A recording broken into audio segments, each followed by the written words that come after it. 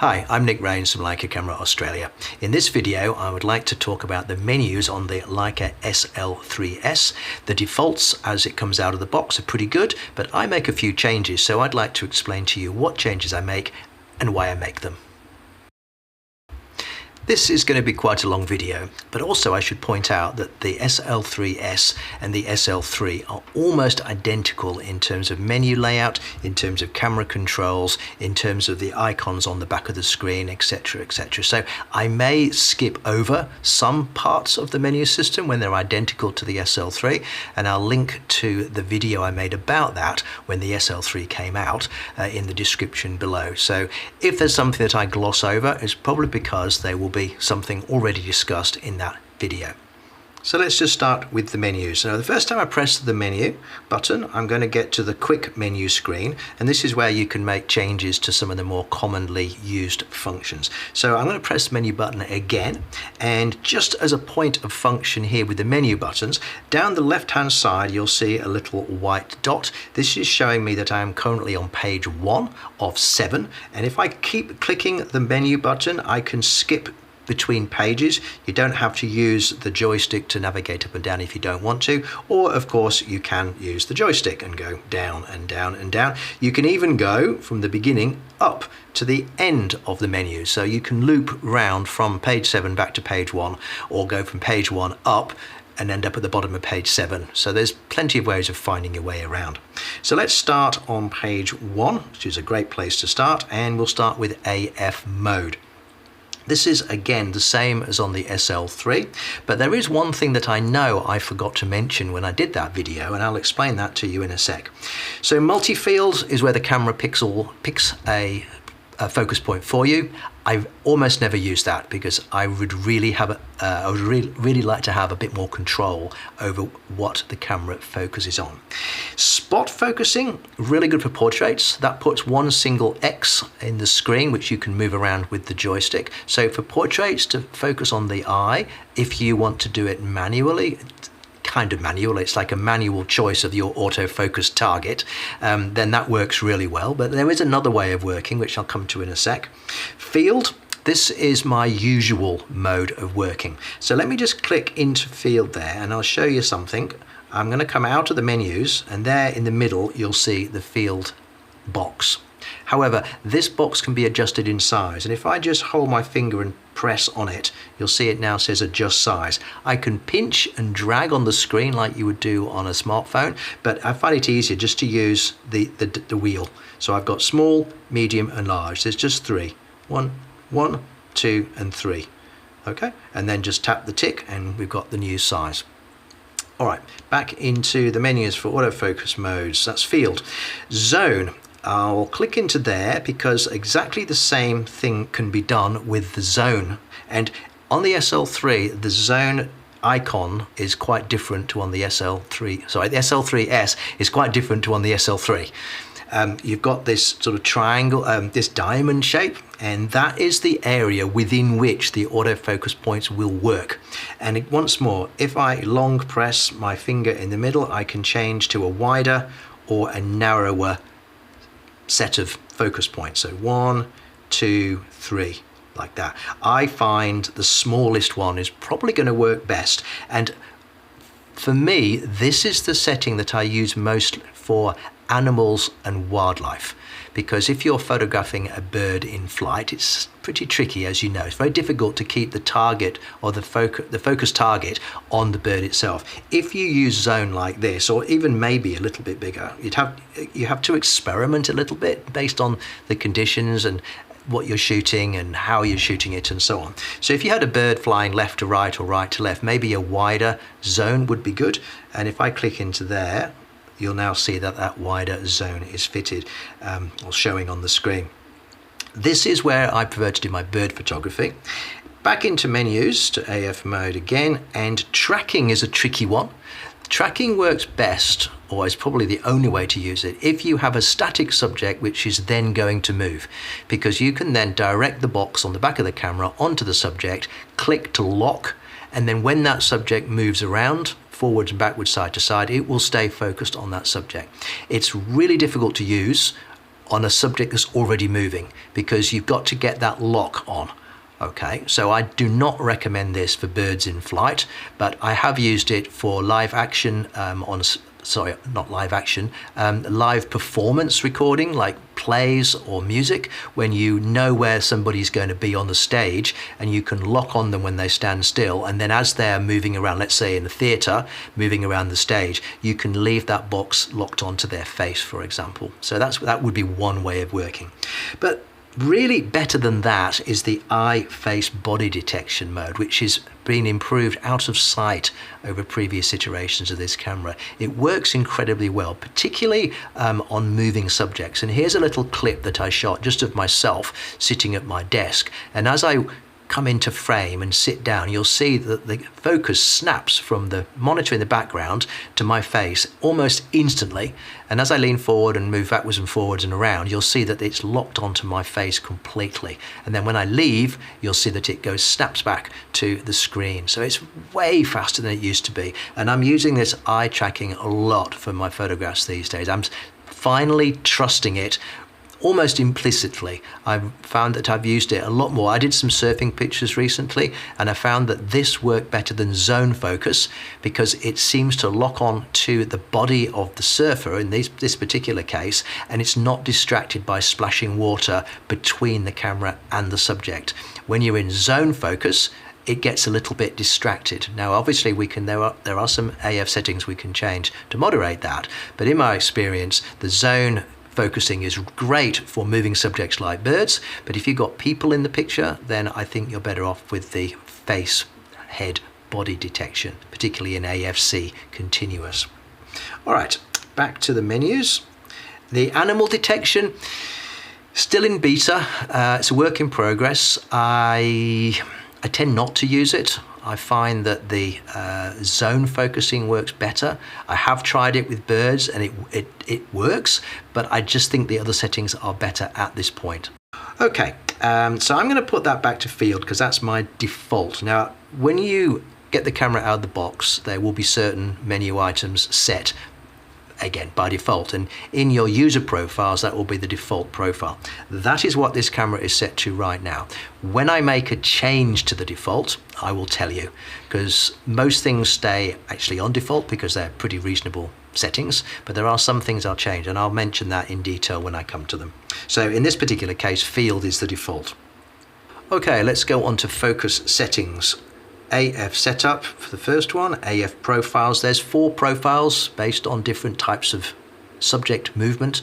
Some are more sensitive to fast movement than others, some are more sensitive to something coming between the camera and the subject, and so on. I can only suggest that you try these out for whatever it is that you're focusing on or you're photographing, because there are some subtle differences between them, very, very hard to explain and to demonstrate. So just try them out, see how you go.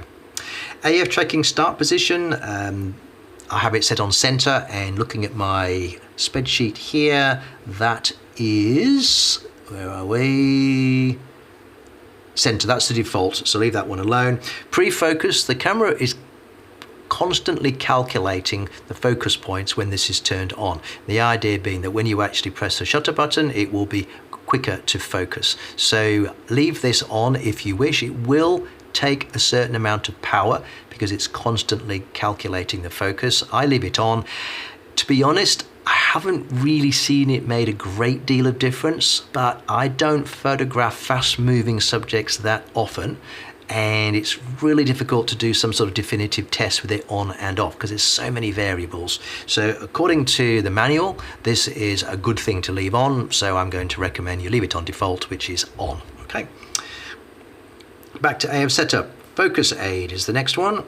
AF assist lamp on. There is a light on the front of the camera which will shine a little pattern onto the subject, so when it's really dark it will shine a light on the subject so that the focusing can actually see something. So if you are photographing things in the dark, turn this on.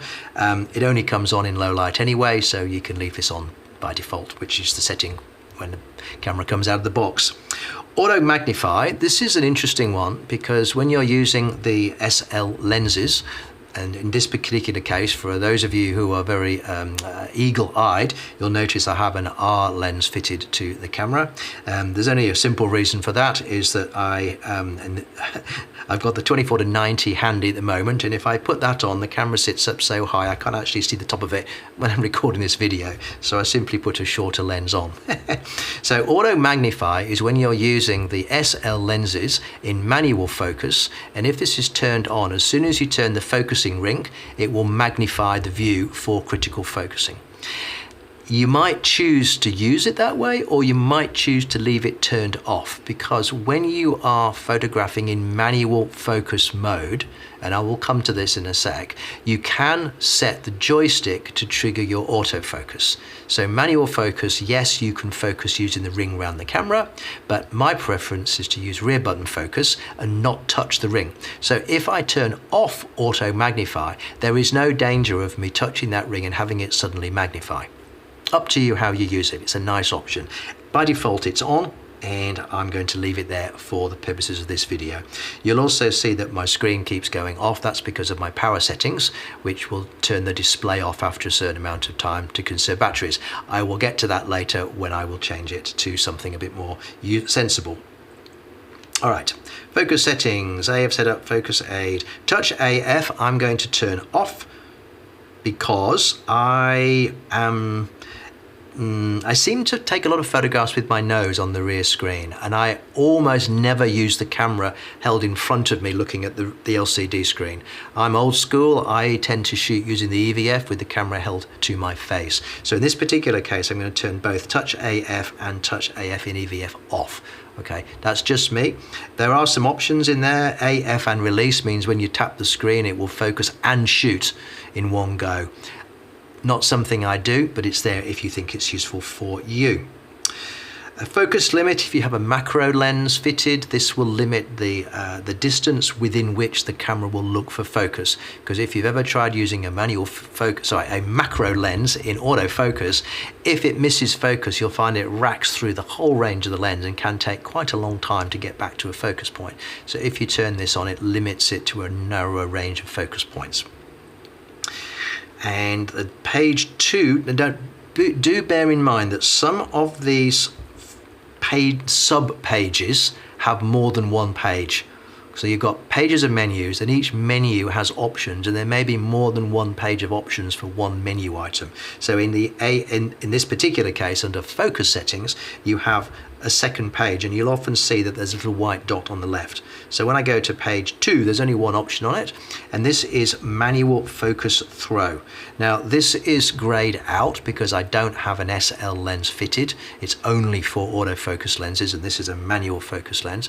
If it was available, you would have the option of default or a certain degree angle of how far you have to turn the manual focusing ring to get focus, and it can be very, very quick. So a 90-degree throw would move the focus point very, very quickly, or a 270-degree throw would move it very, very slowly. You've got to turn further for the same change of focus.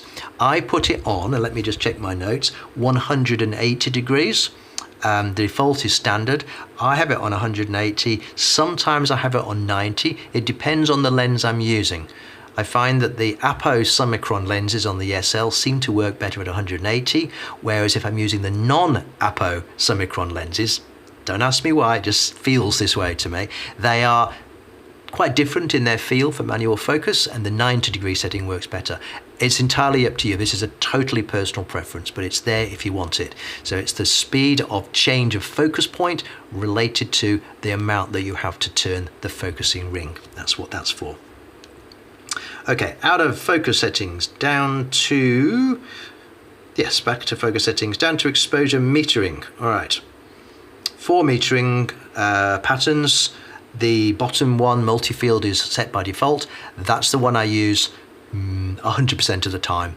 I don't really use the metering patterns to determine my exposure. I tend to use the highlight warning flashing highlights in the viewfinder, in the info views, which we'll get to, and set my exposure accordingly. So which metering pattern doesn't really matter, but if you are using the meter in auto exposure and you're relying on the meter directly, then I would use multi-field. It's far, far easier to use. The other three have their idiosyncrasies, and unless you're very familiar with how they work, you might find that they're a little bit twitchy, particularly spot.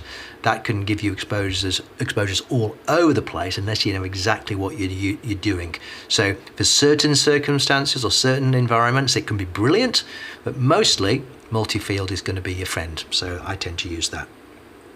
All right, exposure metering, ISO settings. You know what, I'm going to just skip ahead and go to the power settings because this keeps going out and it's probably distracting for you and for me. So let me just go down to camera settings, which is there on page 5, on page 6 rather, and go to power saving, and I'm going to turn off the power savings for both displays and the camera in general. That means now that when I come out and go back into the menus, they should stay active the whole time.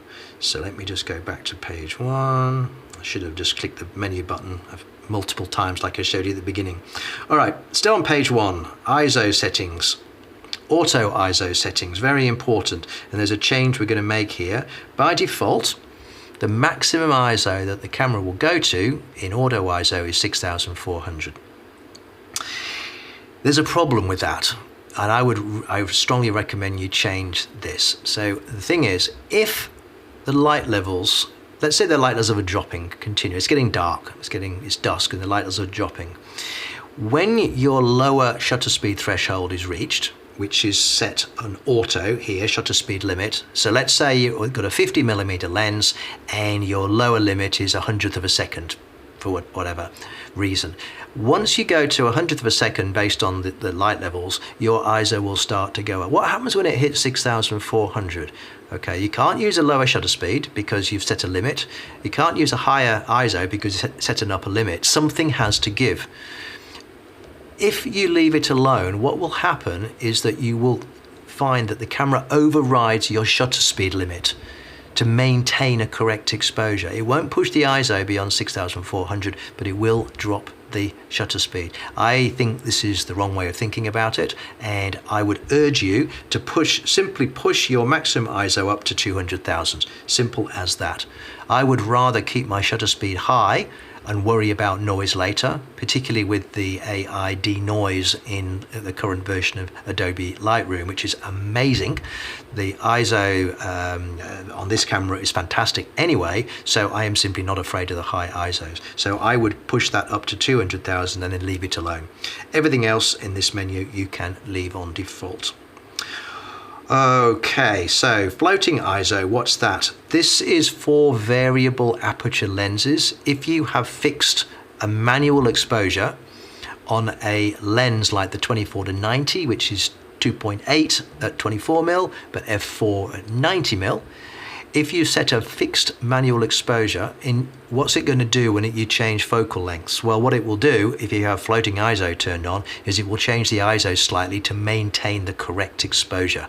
So if, for instance, you have a correct exposure f2.8 and then you zoom into f2 to 90mm, it will push the ISO up by 1 to compensate for that one-stop change of lens maximum aperture. Okay, hope that makes sense. It took me a while to get my head around that one. So it's very, very useful. ISO increment defaults to 1/3. I put it on a half. Old habits die hard. A lot of manual mechanical lenses have half-stop increments on the aperture ring, for instance. You can set it to a 1/6 if you wish, but I find a half is just easier to work with. All right, that's the end of page 1. Let's move on to page 2. Okay, let's move on to page 2. I told you it'd be a long video. At the top we have EV increment. You have a choice of half or a third. Just by clicking the joystick it will toggle between the two. I set it on a half, up to you whether you do it on a third or a half. Personal choice entirely. All right, drive mode. Slightly different from the SL3. There are more options basically. Single, obviously single frame. Continuous shooting now has a different range from 2 to 30 frames per second. It also explains to you here that there is a bit depth change between some of the different settings. So you've got the full 14 bits on 2, 5 but then you go from 7, 15 and 30, it drops back to 12-bit. All of the choices that you have here include continuous autofocusing. That is also different from the SL3. The autofocus cut off at, I think it was the 5 frames a second mark, can't quite remember, but now we can shoot in full AF continuous up to 30 frames a second. The difference in bit depth, if you can see it, well, you've got better eyes than I do. Maybe on the test bench you can measure it, but in the real world of shooting, the difference between 12 and 14-bit is minimal, to say the least. So it's not something that would ever stop me shooting at a high frame rate at all. Interval shooting, this is for time lapses. If you go into the settings, you can set the number of frames, the interval and a countdown. That's pretty self-explanatory. Exposure bracketing settings, pretty much the same. Number of frames. Now I will change this, okay? I'm going to change this to EV steps of 2. So click on it, use the joystick to the right, and you'll see at the bottom here, I've now got a little spread of the 3 shots. So if I click on there and then go to 3, make it 5, you'll see I've got 5 little markers. Click back to 3, it's just 3 and 5, they're the only options. I find 3 shots at +2 and -2 more than adequate for most circumstances when you need to compress a very high contrast shot into a single image, okay, which you would do in Lightroom later. Exposure compensation, that allows you to shift. If you look at the bottom, you can shift the entire scale left and right, so you don't have to have plus and minus 2. You could have 0, +2 and +4, or you could have 0, -2 and -4, again depending on the circumstances. I tend to leave that on 0 and don't touch it, and then automatic leave on. That means that when you press the shutter button, you get all 3 shots in very quick succession. And if you do that, you'll find that you can hand hold auto bracketed shots even with people moving, because the time it takes to shoot all 3 is incredibly quick, and there's not much movement between frames. And Adobe Lightroom can handle that quite nicely with the anti-ghosting feature. So I just leave that on. Then we've got multi-shot mode. Okay, this is obviously different from the SL3 because it doesn't have multi-shot mode. You have in the settings the option of handheld or tripod. If you turn on tripod at the bottom, you will have seen the motion artifacts correction turn on. If I go back to handheld, it will turn itself off. This is just because of the way it works. The file format you get in either of those can be a single DNG or a DNG plus JPEG, or even a lower resolution medium-sized JPEG at the bottom. Personally, I leave it on DNG and leave it at that position. Save one single shot, leave that turned on, and then the self timer I leave on 2 seconds. If you are hand holding, you don't want the 12-second one because you're just waiting there and counting. So it's really so that you can settle into a nice, comfortable, static position, because when you shoot the picture, it's going to take 8 frames and it doesn't give you any indication of how long it's taking to shoot those 8 frames. So you've got to shoot and then just freeze and wait until it says it's done, and it might take a few seconds to do that. Okay, it's not like auto bracket where I go da-da-da. It actually has to do quite a bit of thinking, so you don't want to be drifting around with the camera. Just lock that position, squeeze and shoot, and then it works brilliantly. If it doesn't work, it will tell you, and you can do it again, okay? If it fails to get the shot for multi-shot, it will still capture a single DNG anyway. So if it was something important that you were trying to shoot that was happening quickly, you can still capture a single DNG file at 24 megapixels anyway. That's really quite useful. In tripod mode, they're all the same settings except for the motion artifacts correction. That's basically to do with things, let's say you're photographing the sea and the sea is randomly moving around, it's choppy water or something. This will do its best to remove the differences between each of those 8 frames as the water moves, okay? To be honest, there's a limit to how good it can be, because it's very difficult for those artifacts to be removed. Something that you would need to experiment with under different circumstances, just to see what it can handle and what it can't handle. There's no obvious guidance that I can give you on that. All right, that's multi-shot, and that's everything in drive mode. I'm just going to click that back to single shot before I move on. Self-timer, pretty obvious. There's quite a lot of settings in self-timer, 2, 6, 12 and 30. So the default is 12. I put it on 2 because I often use the self-timer when I'm shooting on tripod, so I can just gently press the shutter button, take my hand away, 1, 2, and it shoots the picture nice and easy. Particularly when you're doing exposure brackets in the low light conditions, you don't want the camera to be moved by you pressing the actual shutter button, so you can take your hands off. You could use the Photos app to do that too. I find just find this easier. Okay, self-timer. Oh, something else to do when I talk about page 1 to 7 on the back of the camera. If you look now, you'll see self-timer is turned on and it's pushed white balance down 1 because it's opened up the settings. If I turn off self-timer, you see white balance comes up and file format appears. So the menu items per page is slightly variable depending on what options you've got turned on with settings available. So it can make the whole sequence a little bit longer depending on what's turned on and off. So I'm basing this on everything being turned off so that there's 7 pages, but it could change ever so slightly as I go through it. Okay, that's probably going to confuse everybody, but I think when you start fiddling with the menus, you'll see what I mean. Okay, white balance. Default auto, my preference is daylight. Doesn't really matter because I only really shoot DNG files. White balance is very important if you're shooting JPEGs. It's very, very difficult to correct a JPEG shot on outdoor light when you're indoors under that very orangey low Kelvin light that you get under tungsten lights. You'll know when you see it because the picture will look orange, or conversely if you have it set to indoor and you go outdoor, it'll be very, very blue. There isn't enough of the other colors left. So in the example of the indoor shot taken with the outdoor settings, everything's very orange. It's very, very hard to correct that because there's so little blue in this very orange shot that to try and correct it back to a decent white balance is really tricky, and a JPEG is only 8-bit anyway, so basically don't do that. If you are shooting in JPEG mode, make sure that you change the white balance or use auto white balance, which isn't a bad place to go for JPEGs. It might not be perfect, but it will never be so bad that you couldn't correct it later. But if you shoot DNG, which is a raw format, then you can change the white balance anyway at 0 cost. So my habit is to shoot white balance on daylight. If I go indoors, I might change it, doesn't matter, only because it's a bit disconcerting when you see that orange image through the viewfinder, but it won't affect the final file.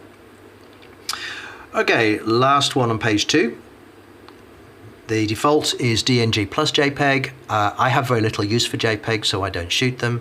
The only time I would shoot them, DNG plus JPEG, I just don't. I really don't, but you may have a good reason for it, okay? So I just put that on DNG and leave it there. Okay, on to page 3, JPEG settings. The JPEG settings are relevant even if you're shooting RAW, because whilst none of the JPEG settings affect the RAW file, they do affect the image that you see in the viewfinder and on the back of the camera, because those are in fact JPEGs created as though you were shooting JPEGs, even if you're shooting RAW, and those are affected by the JPEG settings. That's why if you put the film styles to black and white mode, you will see black and white images through the viewfinder and on the LCD, but when you open the RAW file in Lightroom, it will start black and white because the preview image is being displayed, but as soon as the software applies its own default, it will change back to color. Okay, so if you want to preview in black and white, it's really, really cool to be able to change the camera itself to black and white mode, and you do it in the JPEG settings here. So let's go into there.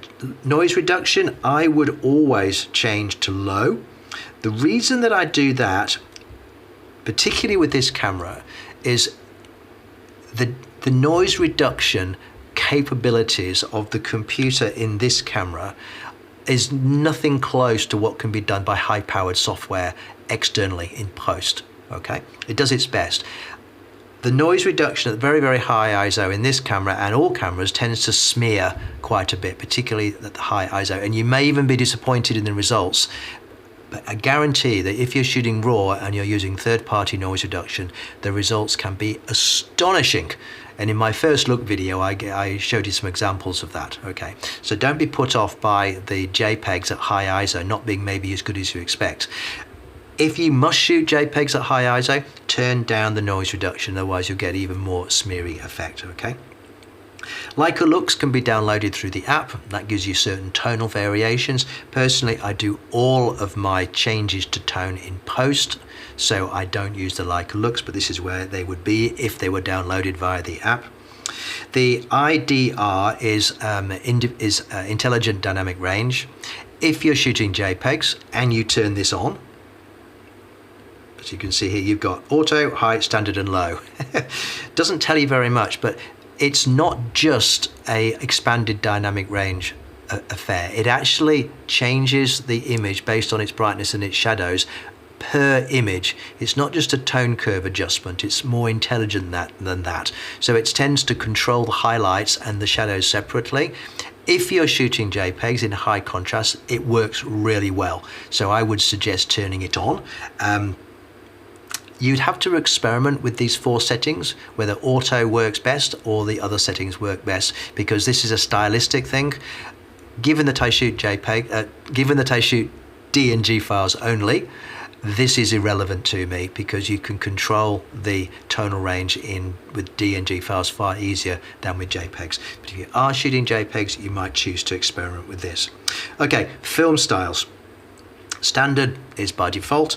If you go down to page 2, and you may miss this because page 1 has monochrome at the bottom, as you can see, but I just need to go 1 down, and now we have monochrome high contrast. This is a really nice black and white conversion, and this is the only time I might shoot DNG plus JPEG, because I'm getting the DNG file in color, but I'm getting the JPEG in monochrome high contrast film style, and it can act as a reference point when I'm doing a black and white conversion on the RAW file, because if I really like that, I might choose to emulate it. So it's really, really useful as just as a marker, if you like, or a placeholder for later.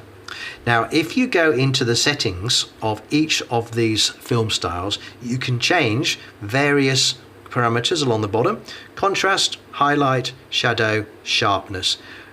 Of those, I would leave them alone, because you're obviously after a stylistic look. That's the point of film styles, except for one, which is sharpness. And if I was shooting JPEGs, I would turn my sharpness down to -2 on anything that I shoot with JPEGs. And the reason for that, I just click the arrow there, is because sharpening in JPEGs is baked in.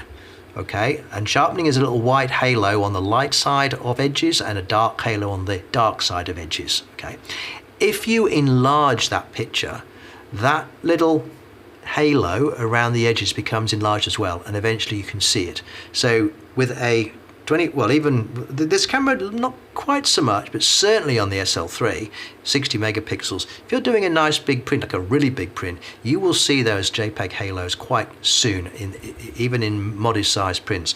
With this one, again, you're blowing it up, and you will see those halos eventually. Basically just don't do that, and it's a really good reason to shoot RAW files, because your sharpening is done later. So it's one of the biggest weaknesses of JPEG files if you're doing prints, and if you're doing larger prints, is that sharpening is baked in and can't be removed. I think you probably could remove it, but it would be very difficult in post-production. So better to turn it down and add sharpening later, rather than have the camera sharpen for you. And definitely don't turn it on to high. It would look terrible. All right, let's go back to just JPEG settings. That's all of those.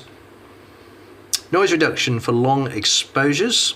This is a little controversial, I suppose, because there's no right answer here. Basically, long exposure noise reduction means that if you do a long exposure, somewhere around 2 to 4 seconds or longer, the camera can do a second exposure with the shutter closed, so that hot pixels can be removed by the software in the camera, and to a certain extent the noise might randomize out a little bit between the two exposures, and then when they're combined in the camera you get a very slight reduction in the noise. It's not huge, okay, but what you do get is a removal of any demosaic hot pixels.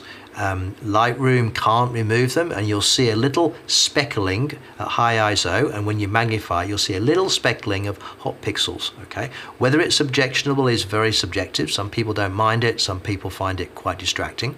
If you turn on long exposure noise reductions, you'll never see them, but you have to wait the same time as your long exposure for the next exposure, because it has to do an exposure of the same number of seconds, and for some people that is just intolerable, and it's also very difficult if you're doing 10-minute exposures. So remember, this camera will go up to 60 minutes on exposure. You don't want to be waiting 60 minutes for the next exposure. Far better to control hot pixels or noise in post, in my opinion. So I tend to leave that off. By default it's on, up to you. But if you do a long exposure and you wonder why it's taking so long, this will be why. Incidentally, Lightroom doesn't remove any white speckles of hot pixels, even with the AID noise. It does a little bit, but not much.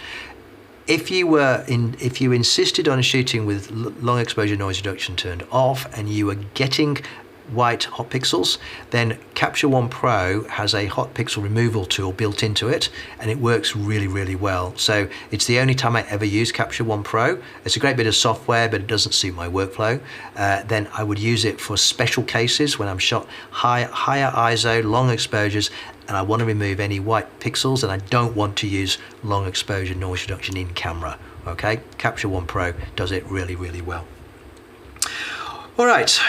Perspective of control, I think you understand what that is. That allows the camera to convert verticals if you're tilting the camera up or down. It bakes it into the JPEG.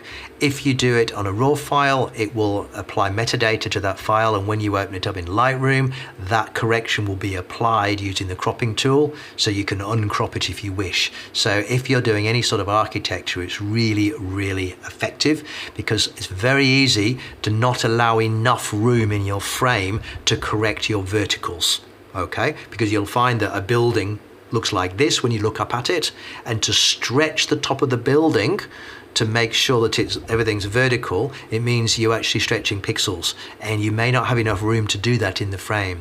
This will give you a guide as to how you need to frame it. It's pretty foolproof. It's a really, really nice option. Leave it off. If you use it a lot, and you find that you're turning it on and off a lot, it's probably not a bad thing to assign it to a custom button, maybe one of the ones on the front. That'd be a good use of a custom button. Sensor format 35mm or APS-C.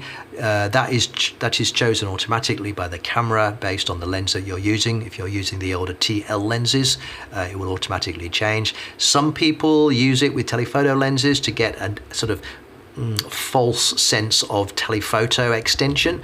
All it's doing is narrowing your angle of view by cropping.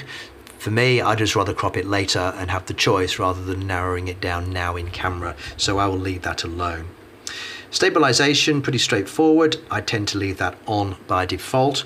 You can change the panning mode. If you turn it on to auto panning, I can change. Oh, that's not going to do it because I've got the R series lens on.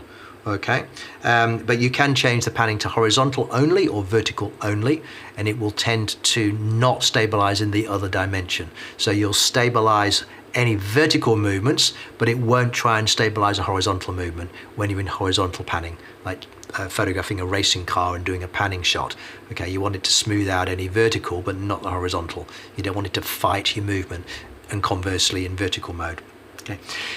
If you are using non-standard Leica lenses or modified lenses or adapted lenses or whatever, you will need to go into lens profiles, which I will show you in a sec, and make sure that you set the correct focal length at the very least, because without the correct focal length, stabilizer can't work. Okay, normally it's fully automatic with the SL lenses and 6-bit encoded M lenses, etc.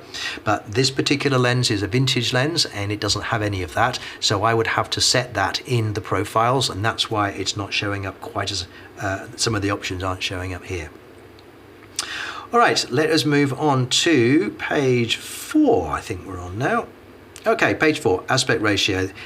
Default 3:2, 6000 by 4000 pixels, it's fairly obvious. If you want to shoot in a different shape, you do have some choices.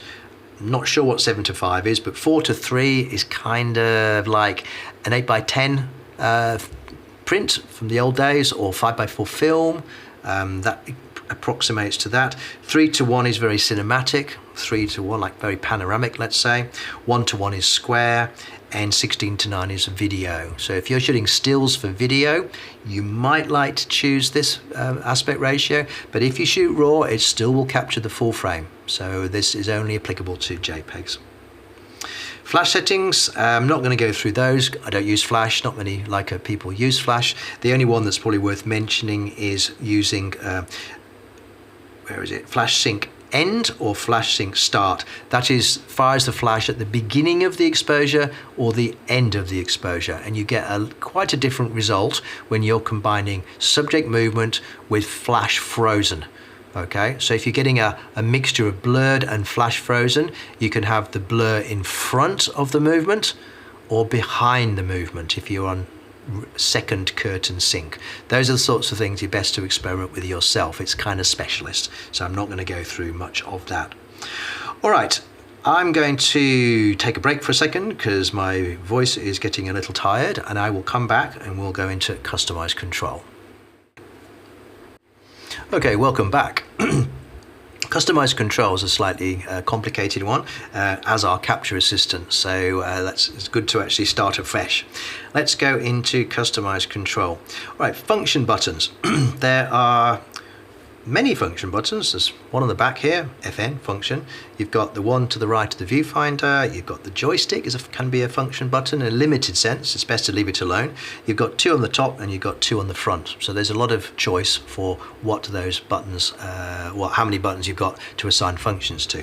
If you go into function buttons now, this menu item is to turn on and off the various functions globally, and they won't appear when you try to set a custom button. So if I choose if I long press a custom button, I will currently see all possible options because they're all turned on here. I can limit the options on a custom button by turning off things that I am never going to use, and that means it's a lot easier to scroll through the options when you do set a custom function button. Okay, now I'm just going to leave them all on because you only really set your camera up once, and I don't know how you want to set your camera up and what custom functions you want to set for your camera for the way you work, okay? But if you wanted to limit the choices that appear when you do a long press, this is where you would toggle on and off those functions. There's an awful lot of them. I believe there are 67. Let me just check my notes. Yes, there's 67 available in this list, so there's a lot of choice. Okay, come out of there. Dials, all right. This is a tricky one because this camera is just so customizable.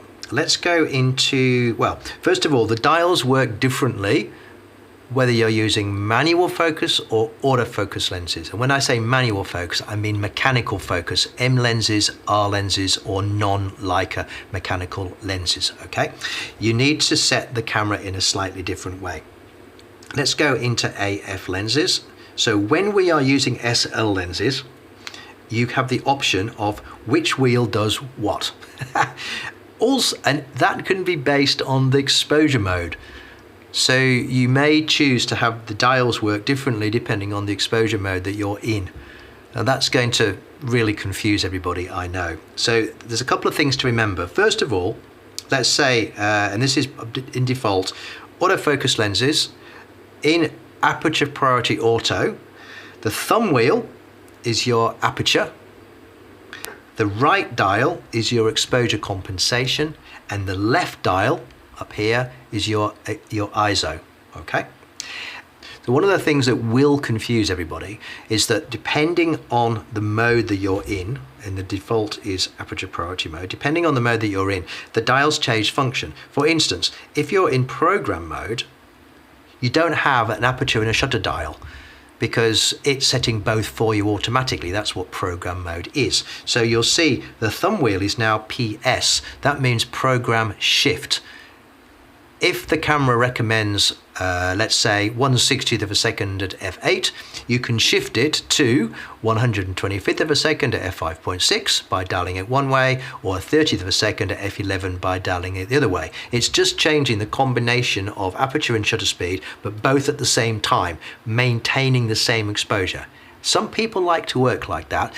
Doesn't really matter as long as your numbers, your shutter speed and your aperture are what you want them to be, okay? Personally, I don't work like that. I will generally work in aperture priority mode, and I will have my thumb wheel set to f-stop, I will have my right dial set to EV, and I will have my left dial set to ISO. You can change these to your heart's content. I'm going to recommend to you that you try and be consistent. So if, like the left dial, always ISO where appropriate. Whichever of these dials you use for your exposure compensation, try and keep it the same depending on, irrespective of which mode you're in, okay? So that's going to be a little bit tricky. In the PDF download that will be linked to in the description, I have listed out the various options, and if it's a red box, I've left it on default, and if it's a green box, it means I've changed it. So rather than go through it all now, you can refer to that. Okay, MF lenses, very, very similar, but this is for mechanical lenses, okay? And you may find that you want to change the thumb wheel off magnification. Okay, that's the default. This is something I would definitely do. I don't want to magnify immediately on the actual thumb dial. I want to leave it alone, okay? Because that's just, again, muscle memory is so important. But again, it might suit you. So if you're shooting with an M lens, you want to focus critically, you can just flick your thumb and magnify the shot for critical focus.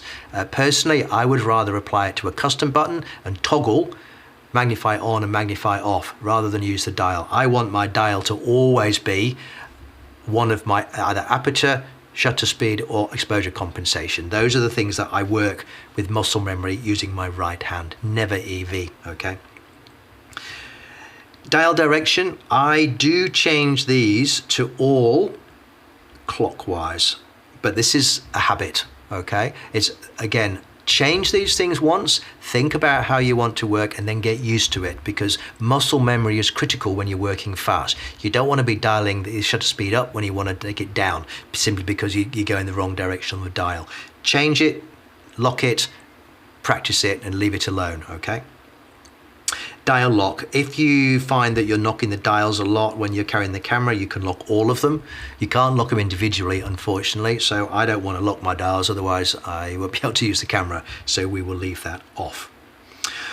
Okay, joystick. There are some interesting variations here. Again, it depends on the mode that the camera's in. AF mode.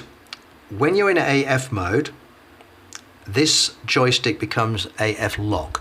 So I'm focusing by pressing my finger on the shutter button. At the half press point, it will focus and the little box will go green. If I want to leave that focus point set, I can either hold my shutter button finger halfway and recompose. That's the focus recompose method that a lot of people are familiar with. But if I want to lift my finger and then press it again, I will refocus, but I can press my thumb down and lock that focus, which leaves my forefinger free to, press the button again. To me, this makes no sense. I just don't want to work like that. I want to change the camera's function completely, and I'll explain how it works. So I'm going to go into MF mode. Now in MF mode, the default will be magnification, okay? Now that's needs to be changed. And again, I don't have an AF lens, I don't have a 6-bit encoded lens on here, so it's going to be a little bit difficult, but I want to go to the second option, okay? If I had an autofocus lens on here, these would all be opened up. Obviously, it's not an autofocus lens, so this becomes redundant, but AFS is what I want this to be set to, okay? And I'm just checking my defaults here. when we're in MF mode, no, I tell a lie, the default is in fact AFS. Clearly when you put a non-autofocus lens on, the default is magnification because it's the only thing that makes sense. But with an AF lens on, this default would be AFS. That's what we want it to be, okay? So when the camera is in manual focus, the joystick toggles or accesses autofocus. So it's like on-demand autofocus. Most importantly, when it's in when it's in manual focus mode, your shutter button does not trigger autofocus. Okay? There's one thing we need to change for this to work properly though, and that's operating mode. We need to change it to click, not hold. Default is hold, and I'm just checking, just checking my defaults. I'm going to change that to click. Now, there's no focus on the shutter button.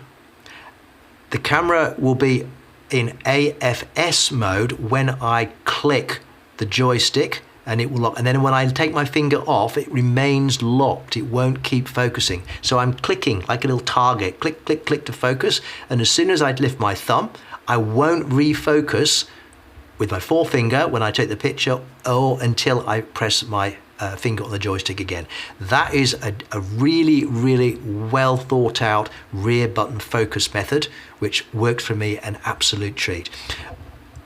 Only slight problem for those of you who are familiar with the SL cameras is that this used to default to click, and now they added the option to hold, and the default is hold. That's confused people. Okay, it required 2 clicks. So change it to change it to click or hold, and you'll be fine. Joystick lock if you have a problem with that. Okay. All right, that is the end of joystick. Touch icons. These are the icons that appear in play mode. Just leave that on default. That's customized controls. All right, let us move on to capture assistance.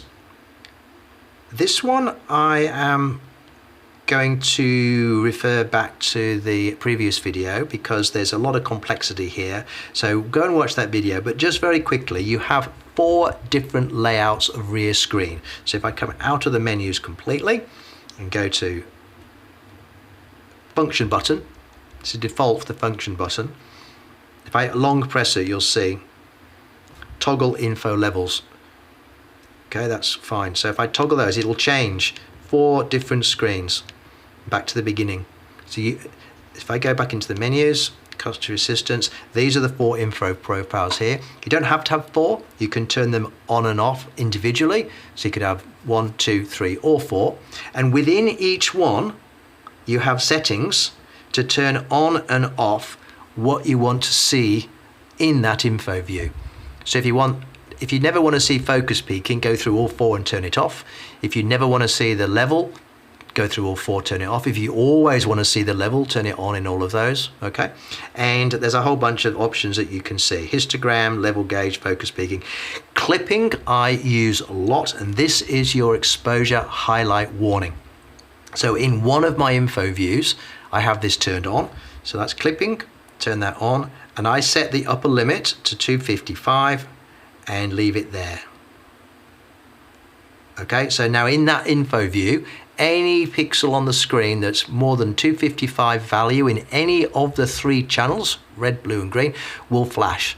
So if I've got a bright sky, clouds, okay, my first shot using the meter might show a little bit of overexposure on the clouds, or it might not. Maybe it's a little bit dark. If those clouds are really, really bright, it might fool the meter.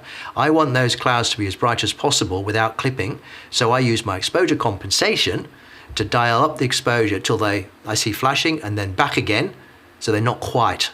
That is a perfect exposure, okay? It doesn't matter which metering mode you're using. That's what I do. But anyway, back to the info capture assistance. That's how they work. You can customize this to your heart's content and have 4 different views of your most commonly used functions.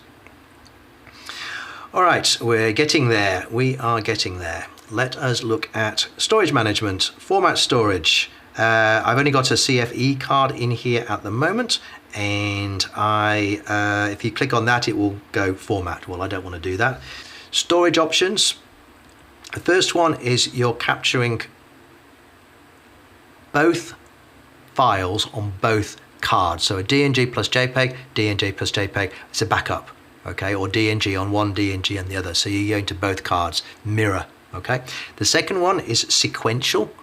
It goes on whichever card is available. And the third one is DNG on the CFE card and the JPEGs on the SD card. So you get all your DNGs in one spot, all your JPEGs on the SD card. That could be useful to somebody. Personally, I leave it on default on that middle setting there. You can edit the file name. I'm not going to do that now. Normally it just starts with an L and then 4 zeros, I believe, and a number. But you can put your name here or whatever you want, your initials, your company name, whatever. So let's come out of that. All right, so that is page 4, sorry, page 5 coming up. Shutter type, hybrid, mechanical, electronic.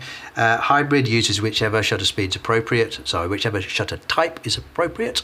Up to a certain level, it will be mechanical, up to 4,000, I think. Pretty sure it's 4,000, and after, so 8,000 and 16,000, it'll be electronic. You can set it to electronic only if you want to be completely silent, and it is completely silent. It's slightly disconcerting because when you take the picture, nothing seems to happen. Or you can have it choose between the two. So you can lock it to mechanical, but you'll limit your shutter speed, higher shutter speed. You can lock it to electronic, any shutter speed, or you can go hybrid. It will choose between the two. Auto review, it's worth making a change here.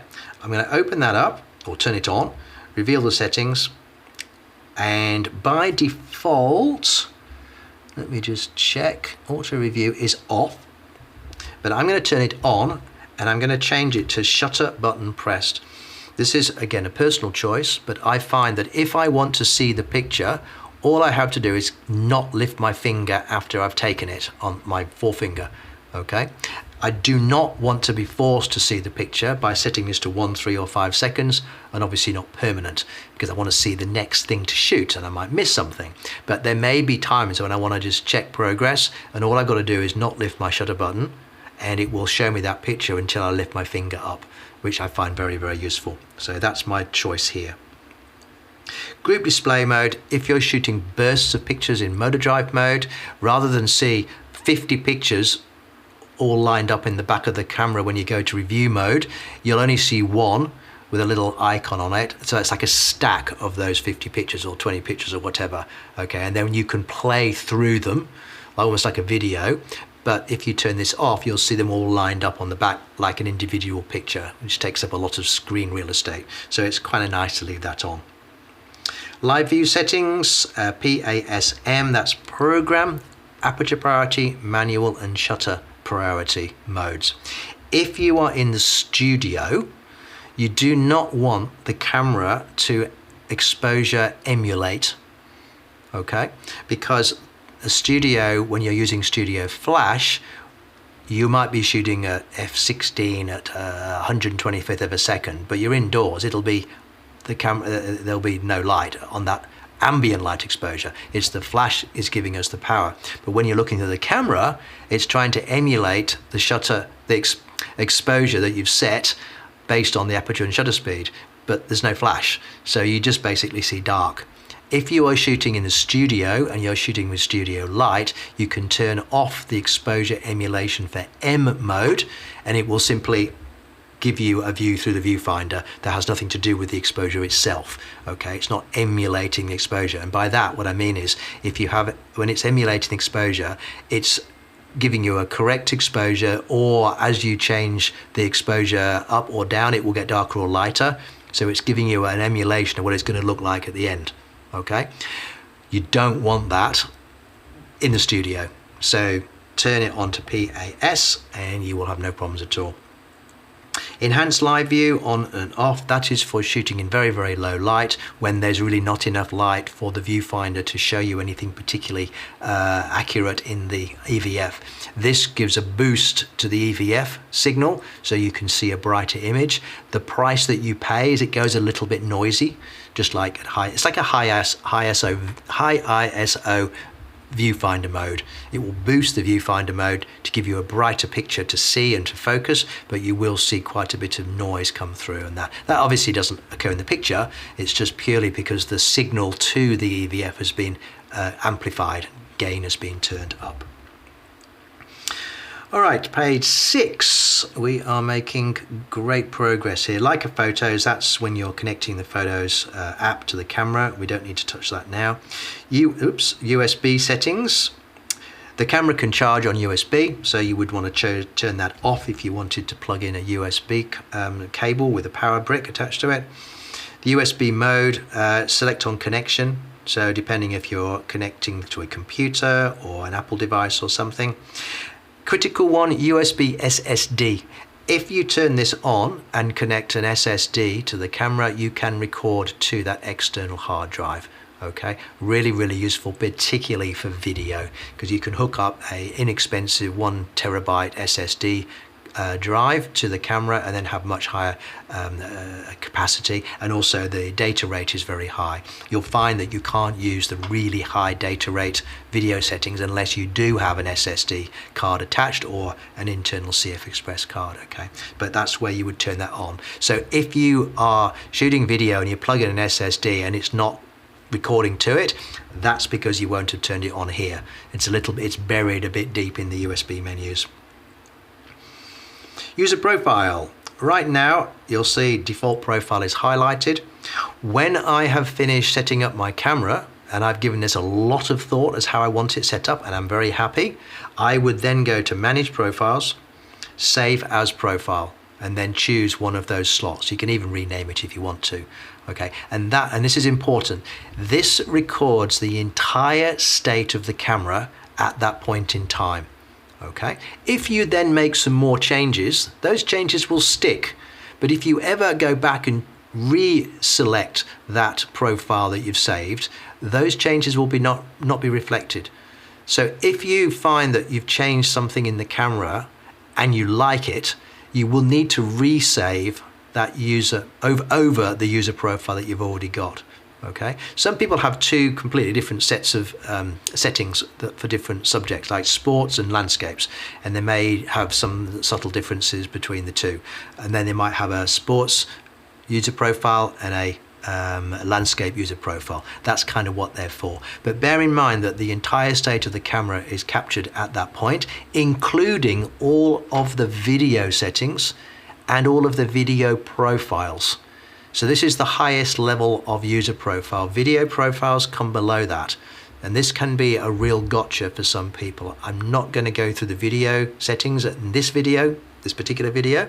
That will be for another one. But bear in mind that if you're finding that your camera is changing settings unexpectedly, particularly in video mode, it's probably because you're overriding one with the other. Okay, and that's really not how it's meant to work. User profiles record the entire state like a snapshot at one point. Okay, and then you can always reset it to that if you've made other changes, but you've got to save it first. Okay. Incidentally, when you do a firmware upgrade, you do get the option to save your profiles, which will be then exported to your SD card, and then when you've finished your firmware upgrade, you can re-import them and then choose your normal profile, and the camera will be back to where you left it, rather than having to go through the whole thing again and change the settings like I'm doing now. All right, camera settings. There's a whole bunch here to go through. Let's start at the top. Display settings. You can automatically swap between the EVF and the LCD. That's fairly obvious, or you can lock it on one or the other, or you can have them both turned off until you put the camera to your eye, in which case it'll turn on the EVF. That's what EVF Extended does. That's really good for long battery life. Sensitivity, that's how sensitive the eyepiece is to your eye coming close to it. Brightness, I tend to leave on default. Color, I leave on default. EVF brightness, I leave on default. Color adjustment, I leave on default. I think there is very, very little point in adjusting those, because they have no measurable numbers attached to them. They're not profiled. You don't know what brightness level 6 means or whatever. Okay, so I would leave them alone and get used to it. Okay. Frame rate, I change that to 120. It tends to smooth out movement. Not much difference between the two, but I will change that. And the rotate info bars basically means that the info bars on the rear LCD screen will flick into a vertical orientation when you turn the camera into a vertical orientation. So don't see any reason not to leave that turned on. Power savings, I've already done that. I've just turned them off. If I turn them on again, you've got a choice of how long before the whole camera shuts down. 2 minutes is default. I'm going to turn that off. And then displays, same thing. 1 minute is default. I'm going to turn that off. That's because of what I'm doing right now, explaining the camera to you, okay? I would put those back on so that when I'm in the field, because it's really nice to let this camera go into sleep mode and then simply tap the shutter button to turn it on again, rather than using the power button, because the power button is not the clearest indicator of whether the camera's turned on or not. Okay, let the camera go to sleep mode and simply tap the shutter button to bring it to life, and it comes to life almost instantly. So that's really useful. Also, in the studio, recording video, whatever you're doing, I turn off both power settings because I will often run the camera on a USB power, so I'm not going to run out of batteries, and I do not want the camera to go into sleep mode when I'm filming, because maybe I've got everything set up and I have to go and do something else, and then I go and record and I didn't notice that the camera's gone into sleep mode. So that would be a disaster. So for video recording, especially when externally powered, turn off the power settings and let it stay on the whole time.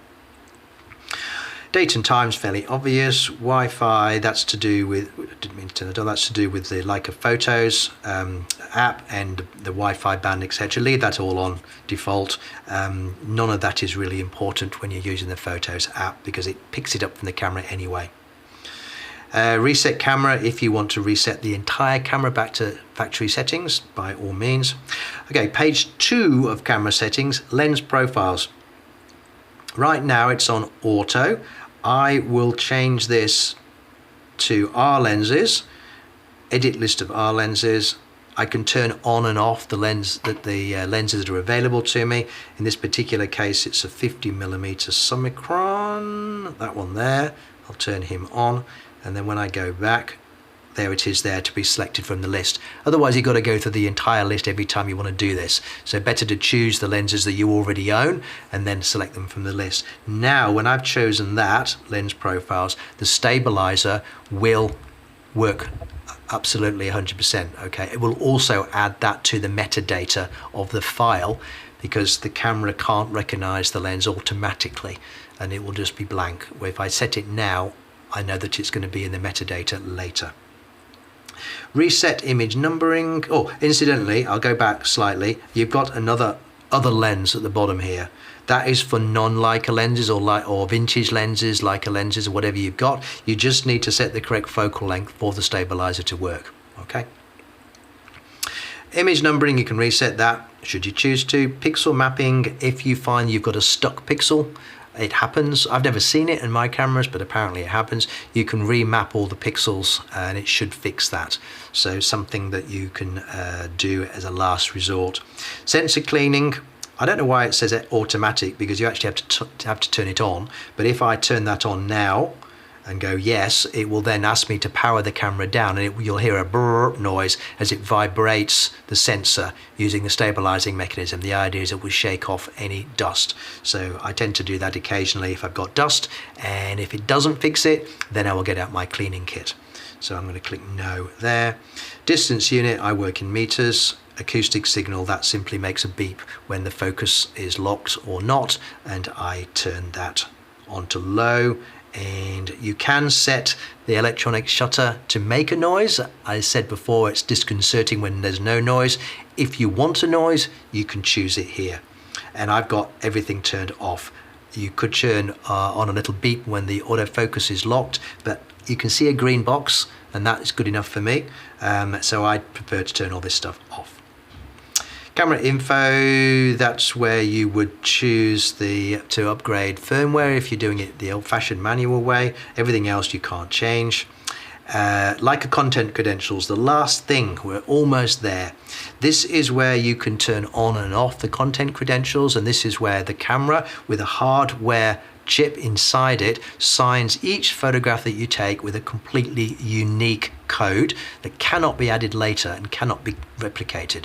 So if it's there in the future, you can rely on the manifest of all of the changes that were made to that picture. If it's not there in the future, it doesn't tell you anything, but if it is there, you can 100% rely on it. If that's turned on, that will sign each image. I believe that there is a limit on the shooting rate. Off the top of my head, I can't remember what it is, but you probably find that it won't do this at 30 frames a second or 15 frames a second. Might need to check that just because of the speed of operation. It's got to actually do the operation to write the information to the file, and it can only do that so quickly.